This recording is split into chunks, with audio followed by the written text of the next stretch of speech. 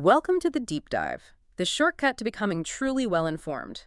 We wade through some pretty complex source material to pull out the insights you really need. And today, we're jumping headfirst into the topic of starseeds. Starseeds, right. For anyone who might not be familiar, these are individuals who feel this really profound sense of alienation. A deep, persistent belief that they aren't from Earth, that they have some kind of non-terrestrial origin and a special mission to carry out here. And our mission for you in this deep dive is, well, it's crucial. We're not here to debate the belief itself, but to really analyze the claims. We want to understand what the sources, which often come from deep regression hypnosis, say these consciousnesses are. And what their objectives are supposed to be. But then, and this is the most important part, we have to pivot. A hard pivot. A hard pivot to a critical analysis of the method itself. Because the sources give us, an overwhelming amount of detail on hybrid DNA, galactic assignments, all of it. But you have to hold all of that up against the very, very serious questions about how reliable this kind of data is. Exactly. When you gather it from the non-physical realm, you run into problems. So that's the core question we need to unpack. Is this a story of, spiritual benevolence? Or is there a much more sophisticated program of control, maybe even voyeurism mixed in? Maybe the biggest question of all. What percentage of this incredibly intricate, investigative data can you actually trust? Okay, let's get into it. So let's start with the foundation. The sources do seem to confirm the existence of consciousnesses incarnated on Earth that are, well, not from here. Okay, so they exist, but the sources challenge the popular narrative, right? The kind of romantic idea of it all. Immediately. And the description starts at the deepest level imaginable, their DNA. Not physical DNA, though. No, what's consistently reported in these sessions is that the DNA is not purely human. It's fundamentally a hybrid structure, and you see this most clearly on the etheric level. Can you just elaborate on that for a second? What exactly is etheric DNA in this context? It's essentially the energetic blueprint, the thing that's visualized or sensed by the person under hypnosis. Okay. And for a standard human consciousness, that blueprint is described as being relatively, slow, stable.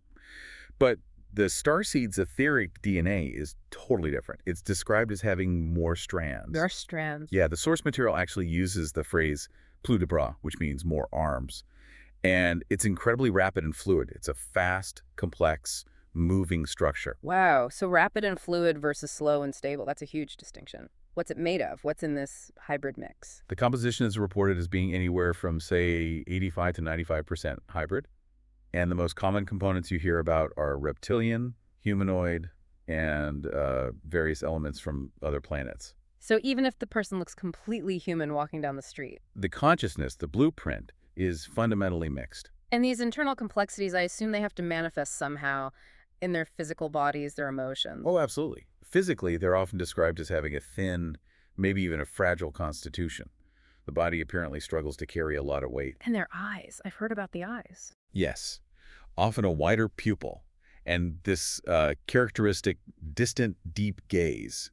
It's like they're looking right through you or past you. And the emotional side of it sounds just exhausting. It's extremely challenging. The most common traits are hypersensitivity, depression, a kind of profound, lingering sadness, and a constant state of mental overload. Overload. Yeah. Sources call it surchauffe, like a mind that's always overheating. They're just processing too much information too fast, and it leads to this chronic exhaustion. That sensitivity must also be what drives their reaction to, modern life. Yes, exactly. They feel completely out of sync. The term used is en décalage. They're often disgusted by injustice, by modified food, and especially by animal cruelty. So they're always searching for something pure. A constant, almost desperate drive for it. And they also report having this ability to communicate without speaking, just through intense eye contact. They can form these deep bonds with animals, even plants, that way. But this creates a huge internal conflict, doesn't it? This mix of being hypersensitive and feeling so alienated. A tremendous psychological conflict. Because on one hand, they're suffering because they feel so different. But on the other hand, they have a very strong ego. An ego? How so? They genuinely believe they come from a much more evolved place. So they often see themselves as superior to humanity in general. And that sense of importance, that's critical. Why? Because it's the very thing the entities manipulating them will use against them later. Okay, so we have these very sensitive, hybridized beings who feel both superior and completely miserable, which leads to the big question, Why? Why come to Earth at all? Right. If their home systems are so advanced, why subject yourself to what you see as just low-frequency chaos? So what's the stated objective? Well, the objectives they consciously believe in are almost always altruistic. They think they're here to help evolution, to transmit knowledge, to, lift humanity up. That's the mission they were sold. Sold. That's an interesting word choice, because the sources suggest there's a much darker layer underneath that. A much more complicated and, frankly, disturbing layer. The hidden conditions reveal motives that go way beyond just helping. Such as? Sometimes the purpose is pure voyeurism. Just watching. That's watching. They are observers sent to learn exactly how humans function. Emotionally, genetically, how we reproduce. They are here to collect data. Data collection sounds so detached, but you're saying it goes even deeper than that. Much deeper. It's also about energy feeding for some of these entities, and critically about gaining power, about achieving a higher status in some external non-terrestrial hierarchy. Like climbing a corporate ladder, but for entities. Kind of. The goal is often described as evolving into mini-gods. Their mission is basically to collect information by flitting about everywhere. Mini-gods and hierarchical evolution. That sounds like the exact opposite of selfless service, which makes you question their free will in all this. And you should. The sources are very blunt about it. In many cases, no, it was not a free choice. So they were coerced. The consciousness is not entirely free of interference. The mission is usually pitched to them by these controlling entities who appeal directly to that powerful ego we talked about, that desire to be special, to be important. So they're tricked. They're tricked. They're coerced. The word used is imbobine. They volunteer for a mission that has already been completely co-opted before they even get here. This is where it gets really essential for anyone listening, because now we're looking at what happens when these co-opted missions actually play out on Earth. What do these programs look like? The sources detail two main profiles, and both of them operate under this guise of, safety or enlightenment. The first one is the chaos and isolation mission. Which sounds pretty logical if you believe the world is about to end. It uses fear. It's all about creating this narrative of impending, unavoidable global chaos. And the Starseed, who's often unknowingly interfaced, encourages their followers to retreat, to go hide in an eco-village or some closed community. And while that sounds like protection, the end result for the humans who follow is enclosure, isolation, and indoctrination. The fear, filtered through the Starseed, manipulates the human response, and it leads to submission, not freedom. And the other one is the complete opposite, the too perfect mission. This one is maybe even more insidious because it uses the language of purity and peace. It's all about rigid rules. You can't eat any animal products. You must seek absolute spiritual harmony, make everything too smooth. Too perfect. Too perfect. And the analysis is that this is actually really damaging. How so? Because that level of strict perfection, it ultimately extinguishes the human spirit. It creates this profound dissonance. If there's no room for mistakes or for shadow or for messiness, you get another form of submission. A false freedom. Exactly. Because real freedom has to include the freedom to be imperfect, and this model just eliminates that entirely. So whether it's fear and isolation or this suffocating rigid peace, the goal is always control. Always. And to manage all of this, the sources suggest that the popular labels Starseeds use, Pleiadian, Sirian, Arcturian, are often just invented categories. Invented. Designed to recruit and manage these consciousnesses. They're basically programmatic labels. Okay, break that down. What about the Pleiadians? They're usually associated with love and healing. Right, but the sources show they're often hybridized, frequently with reptilian elements. And while they genuinely believe they're helping, they're being heavily pushed by these external forces. And the Sirian types, the wisdom and knowledge keepers. Their whole mission is really about modification. They aim to modify humans, either genetically or behaviorally, to make us more accessible for infiltration, for changing our genetic code. So the noble pursuit of knowledge is just a cover. A cover for the end goal of Lompri's total control over the human evolutionary path. And the Arcturians, high-tech energy masters. They offer these amazing high-tech solutions. But these are solutions that, if you implement them, could turn humans into robots, into machines. The ultimate goal is dormir l'humain, to put humanity to sleep, to control us. It seems like across all these systems, the goal is the same: deflect human thought away from our own inner power. And point it towards some external narrative. Even the origin of the Starseed concept itself, from Brad Steiger back in the 70s, seems to have been hijacked. His original intent was good. His personal motive was to create a better world, for sure. But the source points to this stunning fusion. His idea was co-opted by a reptilian entity's plan to uh, establish a future scenario. A future scenario. One that paints extraterrestrials as these benevolent helpers, getting humanity ready for a new externally driven religion, for us to accept an external savior. That is a lot to take in. We have all this incredibly detailed information, but it all forces us back to that one critical question. How is this data being gathered, and how much of it can we actually believe? This is where we have to shift gears and apply that critical source, the analysis of the methodology itself. And the findings here are just, well, they're essential for how you view this whole narrative. What's the bottom line? The bottom line is that information gathered in a single hypnosis session is profoundly contaminated and distorted.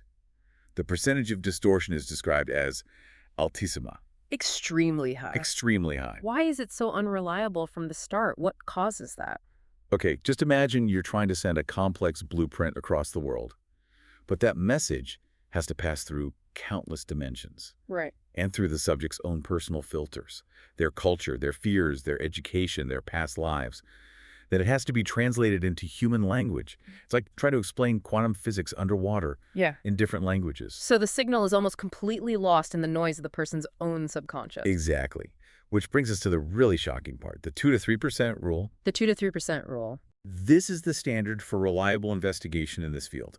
A single session is basically useless for establishing facts. Real investigation requires thousands of sessions, often with teams across different continents. And they're looking for the common threads. Meticulously extracting and comparing only the information that is common to all or the vast majority of subjects. And only that tiny fraction, that 2 or 3% that survives the filtering, is considered reliable. So if you hear some amazing, super specific story from a single regression session, the statistical likelihood of it being contaminated by fantasy or cultural influence or even external manipulation is just overwhelming. So what does that tiny verified percentage actually confirm? What's in the 2%? It confirms the basics, structural things, like detailed physical descriptions of entities like the grays, the gray-green skin, big eyes, no features, or the consistent existence of certain reptilian or insectoid beings. But not the grand, sweeping personal mission stories. Almost never. Those are almost entirely in the highly contaminated zone. And that huge contamination rate, that 97%, that's a perfect vehicle for manipulation. It's the perfect mechanism. If you want to control someone, you tell them exactly what their ego wants to hear, and you deliver it as channeled truth. The revelation that you are a starseed is a perfectly calculated message. How is it delivered? Usually through videos or channeling sessions, and the words are like a finely tuned instrument. They tap into these fundamental human qualities: love, hypersensitivity, wanting to make the world better. Qualities that all humans have. Exactly. But by labeling them as starseed traits, it creates an exclusive club and it feeds the ego. The sources even describe the channeling process being done by what they call reptilian soldiers, whose mission is just to deliver these calculated messages. Wow. They manipulate by opening the subject's eyes to very specific, controlled visions. And that ensures the program keeps running. So if we synthesize all of this for the listener, what are we looking at? It sounds like the Starseed concept, even with all its language of love and high vibrations, is largely a sophisticated external program. A program designed to manipulate and redirect human consciousness by feeding the ego. A beautifully constructed trap of distraction. It really is. Yeah. Even the popular goal of ascending to 5D, that isn't necessarily a good thing for human sovereignty. How is moving to a higher dimension a bad thing? Well, the sources suggest it implies a kind of dissociation from the anchor of our physical plane, and it makes the non-physical planes overlap much more closely with our own. Which means the interfering entities are going to be very, very close. And if they're that close, we have to be ready. We need to be armed with critical awareness, because that kind of elevation, especially if you get there by following external rules, just leads to more manipulation. It lets them gain more territory in our consciousness. So the solution can't be external. It can't be a program you follow. Which brings us to the final and most crucial takeaway. The defense against this isn't some complex spiritual practice. It's actually very simple. What is it? You have to stop relying on external labels. Stop waiting for an external savior. The guidance is clear. Avoid pasting an etiquette label onto yourself. Because all those stories just pull your attention away from your own core. Exactly. The journey has to be inward, not outward. It's about rediscovering our own inherent sovereign nature. Because when you strip away all the labels and the missions and the programming, the core truth is still there. Which is... We are all gods. Okay, let's wrap this up. 2 key points from this deep dive. First, the vast majority of this complex starseed story exists inside a framework, a program designed for ego feeding and to subtly manipulate or even modify human genetics through submission. And second, any information coming from the non-physical realm has to be viewed with intense scrutiny. You have to remember that only a tiny 2 to 3% sliver of it is likely to be reliable. The alleged mission of the Starseeds, when you really peel it all back, seems to be about creating a new race genetically modified by submission.